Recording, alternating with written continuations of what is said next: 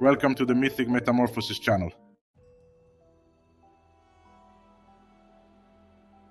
Today we will explore the origins of science fiction in ancient Greek literature and mythology, and their connection to themes of ancient advanced technology, exploration of the unknown, and encounters with otherworldly beings. Are you aware of the vast number of those science fiction stories circulating in ancient Greece?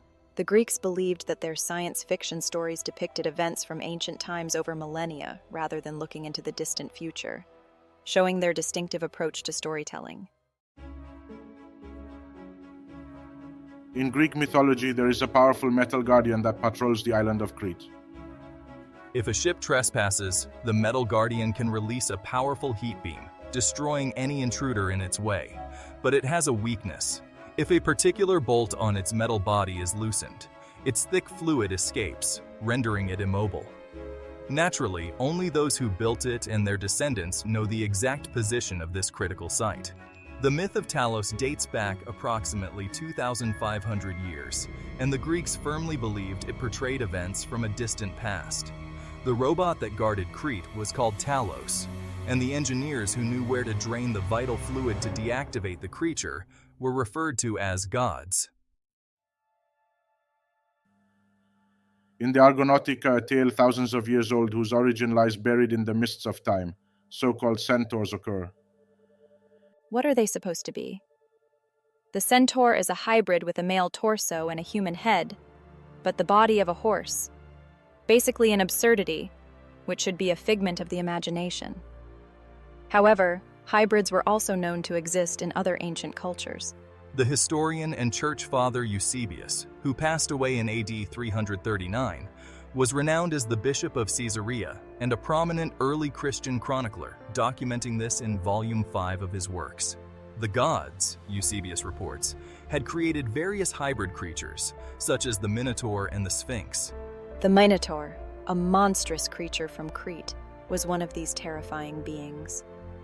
A bull with a human head, for whom the Cretans constructed the renowned labyrinth. The oldest known reference to the Argonautica comes from the fourth poem by Pindar, who wrote the story down around 500 BC. There were certainly no giants, titans, or other descendants of the gods around in his day, or they would have been mentioned in the historical records of the ancient Greek Olympic Games. Nevertheless, the story mentions gods, robots, the golden fleece, and an unsleeping dragon. Therefore, the first people who told the Argonautica story must either have made up their monsters or taken them from far older sources. The narrative of the Argonautica likely traversed numerous generations, undergoing gradual evolution and adaptation over time. The Argo arrived at the Amber Islands after a few little adventures, which are shared in various ways across different versions of the Argonautica, highlighting the unique interpretations of the story. The talking figurehead at the front of the ship cheerfully informed the crew that Zeus was feeling a bit upset. At this moment, the ship's bottom began to speak in a clear voice. The father of the gods was quite upset that Jason had taken the life of his beloved's brother. Medea orchestrated a plot to do this, and it wasn't out of jealousy. Later in the story, Jason was found not guilty of killing the man, and this brought happiness to Zeus. The Argonauts built altars and memorials on various islands and in numerous locations. The Argo ventured deep into the waters of the Argonauts at one point. Many are surprised to discover that this is where Phaethon fell from the sun chariot into the deepest sea when Jove's fiery lightning bolt half burned him. The sea in this region has a unique sulfurous smell which really adds to its charm. No bird flies over it. The myth of Phaethon and his chariot, originating from ancient Greek mythology, is undated, as described in Ovid's Metamorphoses.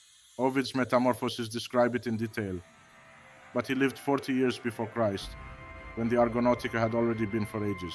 Phaethon was Helios' son, according to legend. He visited his father in the sky and requested him to grant one desire because the earthlings didn't think he was related to the sun god.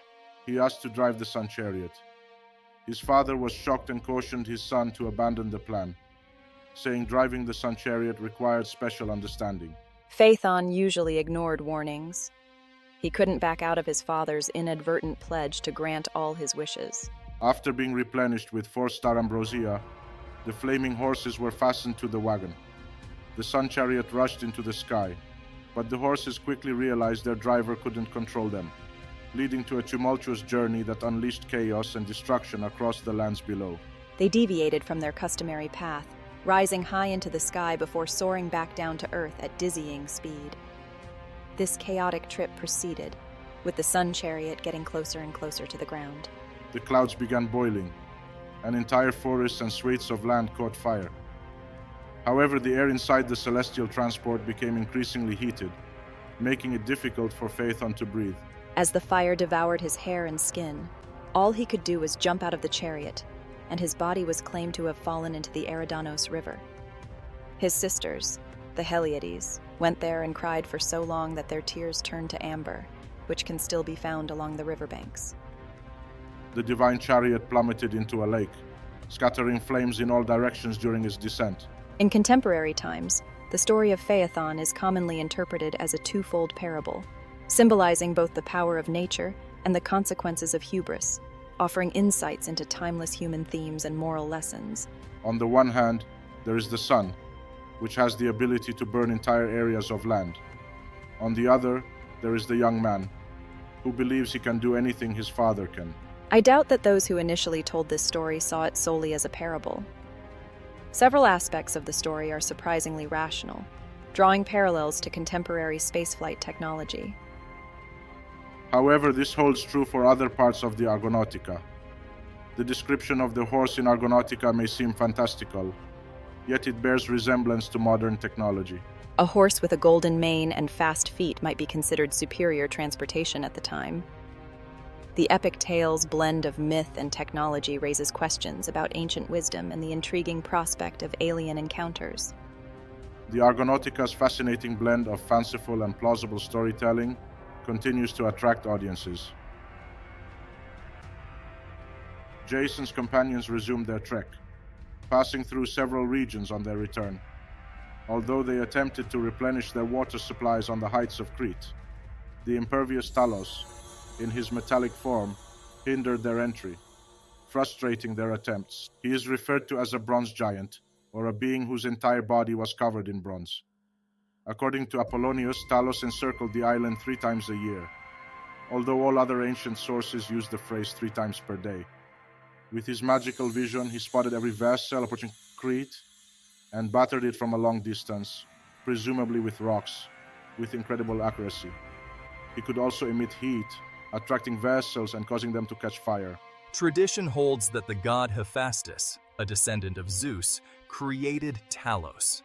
The Romans gave him the name Vulcanus, and they revered him as the god of fire. Hephaestus was both the god of fire and the protector of blacksmiths, according to Greek mythology. Zeus allegedly gave Talos to his former love Europa, who had resided on Crete with the king of the gods. The reason they went there is steeped in folklore. The Greeks assumed Europa was King Tyros's daughter. When she was a girl playing with her animals, Zeus came by and fell in love with her. Zeus transformed himself into a young and lovely bull, and Europa gently climbed on his back. This bull must have been another type of amphibious machine, since as soon as Europa took her seat, it dove into the sea and swam to Crete with its wonderful load. I assume it transformed back into a man who made love to Europa. But gods are not always in love. Heavenly business prompted Zeus to depart Crete, so he sent Talos to his beloved to protect the island from unwanted guests. As Jason and his Argonauts attempted to draw near to Crete, the vigilant Talos detected the Argos' presence and unleashed a barrage of attacks upon the vessel. Again, it was Jason's wife Medea who proposed rowing out of range. She claimed to have a secret method for rendering Talos inoperable by taking advantage of his one weak point. Talos, the steel robot, prevented the noble ones from tying up on shore with the dew still on their mast, because he threw rocks at them. Talos was part of the iron race of people on Earth. He was half god and half man. Jupiter sent him to Europa to protect the island. He went around Crete 3 times a year on iron feet. Under his ankle, on the ball of his foot, there was a line of blood that was barely skin-covered. His body was strong and couldn't be hurt. There was death close by, and this was the only place on his body that was weak. The Argonauts swiftly rowed away from the onslaught, venturing out into the vast expanse of the open sea. Medea began reciting magic spells and summoning the spirits of the abyss, who, once summoned, divided the air. She then placed a spell on Talos's eyes, causing him to see false images. Talos, irritated, slammed his delicate ankle on a cliff, causing blood to pour like molten lead from the wound. Despite being built of iron, he fell to the enchantment, so he smashed his ankle against a sharp stone, and sap like molten lead gushed out of him. He could no longer remain upright and toppled over, much like a pine tree falling from a mountain's summit. Then he lifted himself up and stood on his massive feet, but not for long, as he collapsed to the ground again with a loud thud. Talos stumbled helplessly back and forth, attempting to right himself, but eventually lost his equilibrium and crashed into the sea, making a horrible roar. Upon reaching Crete, the Argo could anchor safely, marking a pivotal moment of respite and achievement for Jason and his companions after overcoming numerous challenges on their voyage. However, the Argonauts were itching to return home and had the Golden Fleece. After a brief stay on Crete, they returned to sea, and everything went dark. No star was visible, and they looked to be in an underworld. No light or moon shone in the pitch-black air. Jason begged Apollo not to leave them so close to their destination, promising to bestow many gifts at their homeland's temples. Apollo descended and illuminated the area with dazzling arrows. The Argonauts anchored near a small island after seeing it in their light. The islet of Anaphe was revered as a sacred site dedicated to Apollo. Now we're jumping on nowadays, and we'll briefly discuss the Pidiada Geographical Area Survey project at Crete. Field archaeologist Nikos Panayiotakis discovered a fire signal-based communication system in Crete while undertaking an archaeological survey in the Pidiada region of central Crete from 1982 to 1989. The Pidiada stretches south and southeast from modern Heraklion, connecting the Bronze Age palatial ruins of Knossos and Malea. The communication system, utilized during the Minoan period from 1900 BC to 1700 BC, sheds light on a crucial era in ancient history, revealing insights into the technological advancements and societal structures of that time. It operated by transmitting coded fire signals from the peaks of enormous, man-made structures formed like a truncated cone, built on hills or ridges. The network, via visual linkages, could monitor and govern natural pathways and routes, covering the countryside and coastline. Is this potential Minoan archaeological find set to transform our comprehension of ancient history? Could this discovery represent a modern counterpart to the Talos robot, designed to patrol the Minoan civilization? The discovery of this advanced communication network could revolutionize our understanding of how the Minoans organized and controlled their society. It raises the possibility that they were far more technologically advanced than previously thought, with a sophisticated system in place to monitor and protect their territory. The comparison to the mythical Talos robot adds an intriguing layer to the mystery, suggesting that the Minoans may have had a complex relationship with technology and innovation that we are only beginning to uncover. Have you begun to notice the peculiarities here? That the narratives from antiquity may not solely be myths or legends, but potentially echoes of a bygone reality. Homer's account of the Trojan War in the Iliad serves as one illustration of this historical foundation, and may have drawn inspiration from actual conflicts and alliances between ancient civilizations like the Minoans and Mycenaeans. The employment of coded fire signals for long-distance communication suggests a high level of sophistication and strategic organization, challenging conventional perceptions of ancient societies as primitive and inviting a reevaluation of historical perspectives. The use of such advanced communication methods indicates that these civilizations were more complex and technologically advanced than previously believed. This far-off reality, however, can be proven in another way too, by following the trail of time itself. For example, archaeological evidence, such as the discovery of the ancient city of Troy, supports the idea that Homer's epic poem may have been based on real events. Additionally, deciphering ancient texts and inscriptions can provide further insights into the advanced technologies and communication methods used by these civilizations. Embark on a captivating journey as we delve deeper into the enthralling links among history, ancient civilizations, mythical beings, and modern archaeological discoveries.